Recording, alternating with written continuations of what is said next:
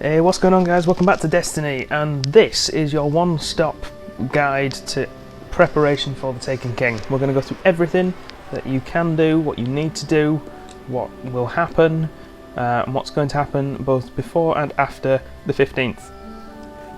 So, to begin with, let's talk about what's going to change in the tower before the 15th. Now, the creators, Bungie have said that an update, so patch 2.0, will be coming out on the 8th of September. That is Tuesday next week. This video is going out on the Friday night or the Saturday morning, depending on where you are in the world. So Tuesday at 7 PM UK time, 11 AM US West. This patch will go out, and it is in preparation for the Taken King. Now you will need, I only know the requirements for PlayStation 4, but you will need something along the lines of 20 gigabytes of free space in order to download this patch, which is big, but there's a lot of stuff coming in it. So let me get my my notes up here. Changes to your character first of all. So your character level cap for all players will be raised to 34.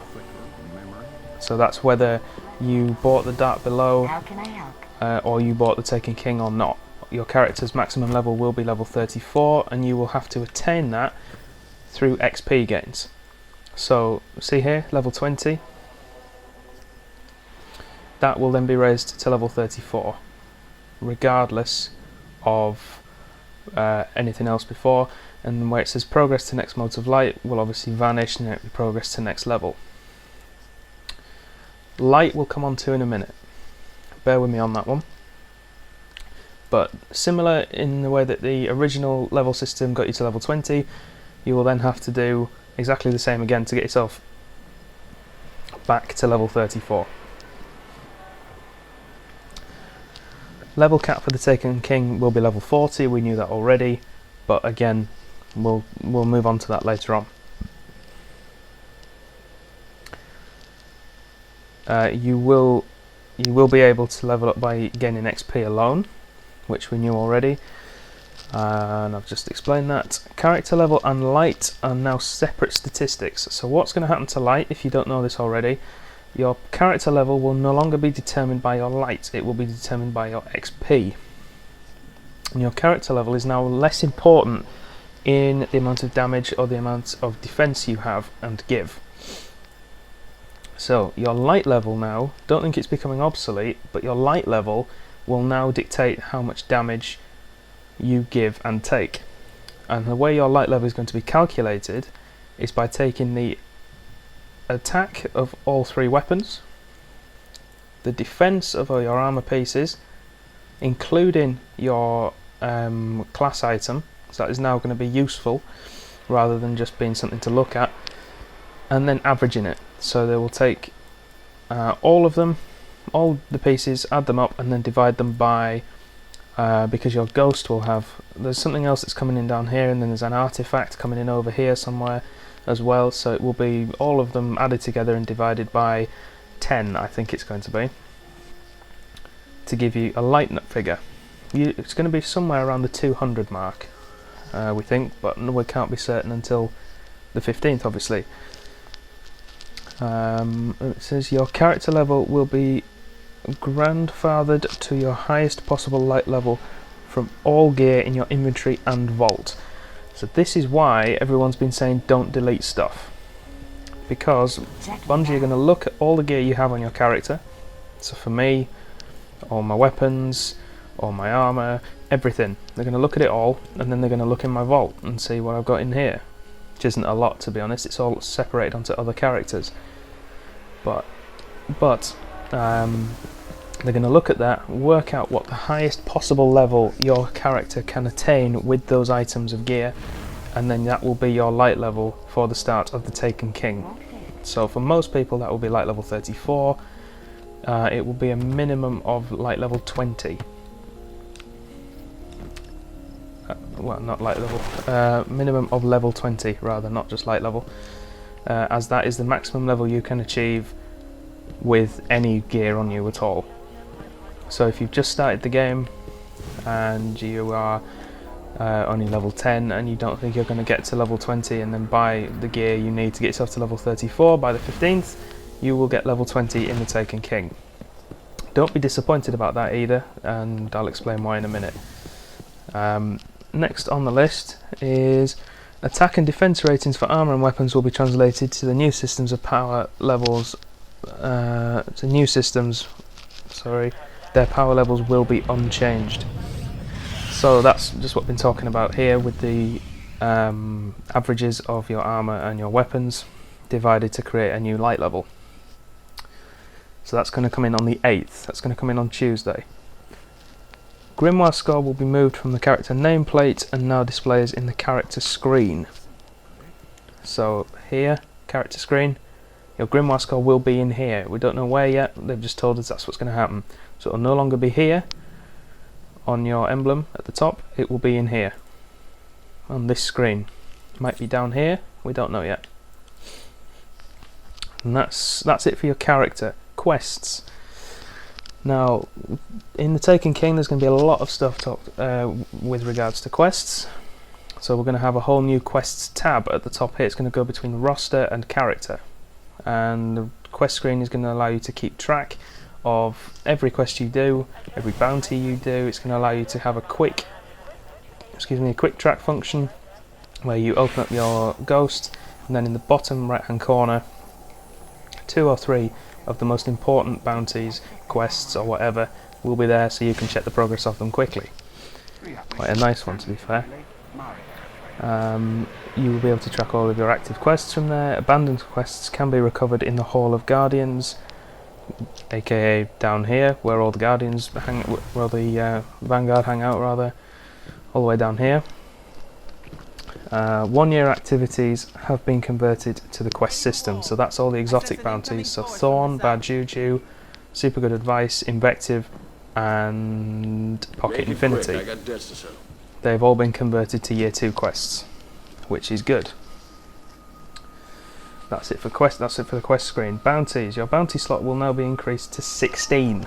So whereas now, if we go to the inventory section, we only have 10 bounties, that is now being increased to 16.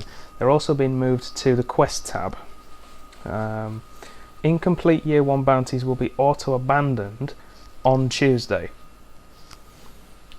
in preparation for the launch of the Taken King. So these ones here, like I've got these Vanguard bounties, if you have any of those that are incomplete by at 7 o'clock UK time, 11 AM US West, on Tuesday the 8th of September, they will be abandoned and you will not be able to do anything with them.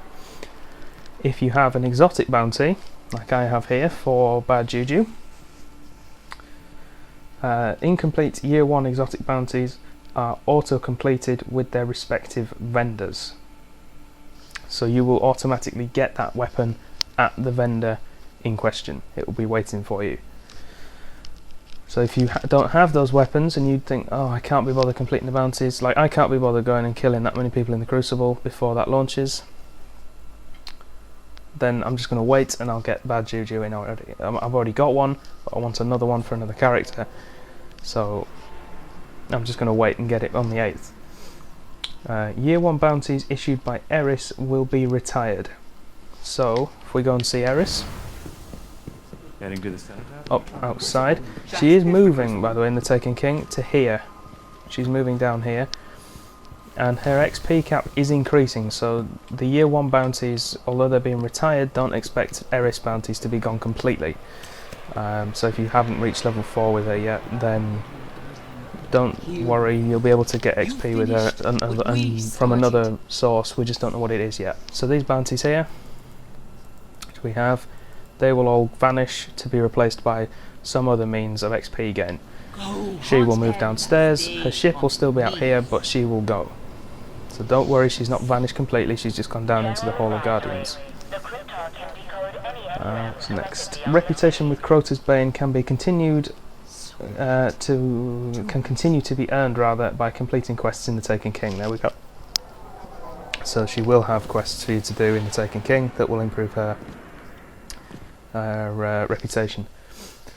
The tower itself, collections have been added to the tower, and what this means is that emblems, shaders, ships, sparrows, not class items because they are now classed as armor pieces, exotic weapons, everything have been added in little kiosks that are being dotted around the tower. And there is one here already, which is down here, which has replaced special orders. This little kiosk here, down by Eva Levante. So this one here, special orders. If we open that up now, you can see it's the same as the special orders booth up in the main part of the tower. It's just moved to this kiosk down here. There'll be two kiosks here, one for emblems, one for shaders, and I think a third one for ships, sparrows, and bits and pieces, etc., etc. But they will appear down here. If we head back to the Hall of Hall of Guardians, where the Vanguard are, I'll show you where the exotic armor and weapon blueprint kiosks are. They'll be lurking right next to the Vanguard. So what these blueprint kiosks are basically when you have an exotic weapon, if you have it on you now or if you claim it in year 2, you will gain that blueprint for the weapon. So here will be the exotic weapons, and here will be the exotic armor. So you'll be able to choose any exotic that you have owned at some point after this patch, and that's the important bit, after the patch. If you delete anything before Tuesday, to be fair, I would say to be safe, anything before the 15th, you have got a serious risk of it not being carried across to the Taken King and into year 2. Anything you have now, keep it, even if it's in your vault, even if it's on another character, keep it because it registers, it will be saved, and you can claim that weapon back whenever you want. It's to just to save on vault space. So you can see here, look, I've got Monte Carlo, Multi-Tool, Saurus Regime, Pocket Infinity, No Land Beyond, one of many Thunderlords, Super Good Advice, and Hardlight, all just sat in the vault, doing nothing. Chances are I'm not going to use them.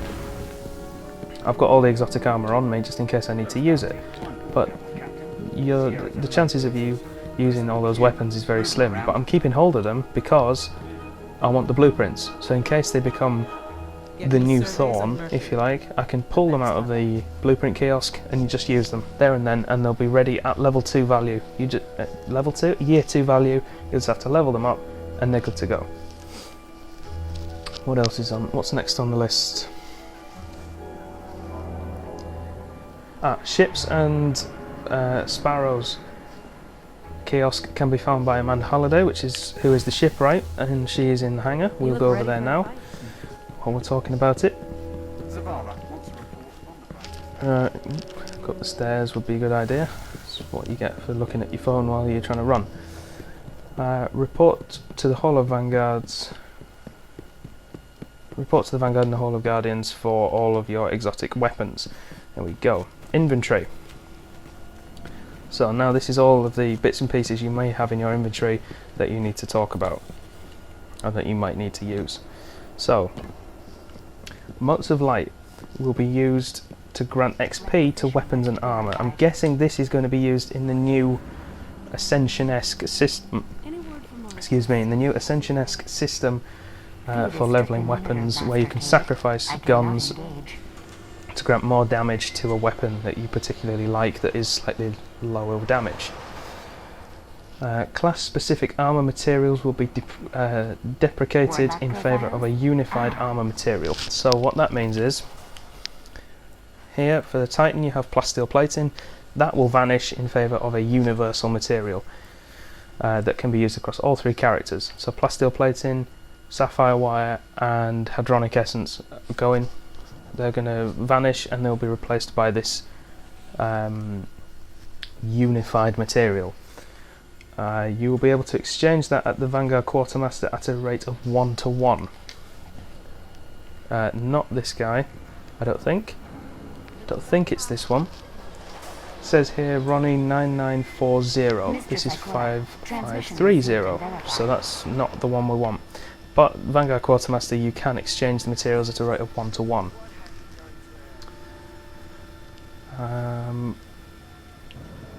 The weapons patch that was released a few weeks ago now, 3 or 4 weeks ago, will come into effect. Here's Amanda Halliday. I'm guessing Kiosk will be here, where all these tables and things are, for you to access sparrows and ships.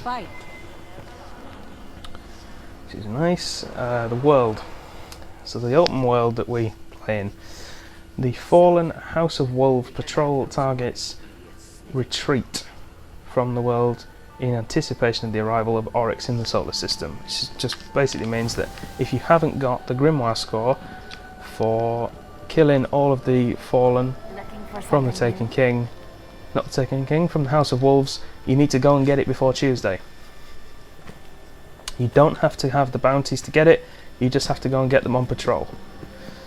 I'll show you where they all are in a video tomorrow, if I get the chance to make it, and that'll be your one. That'll be a guide for you if you haven't got them already.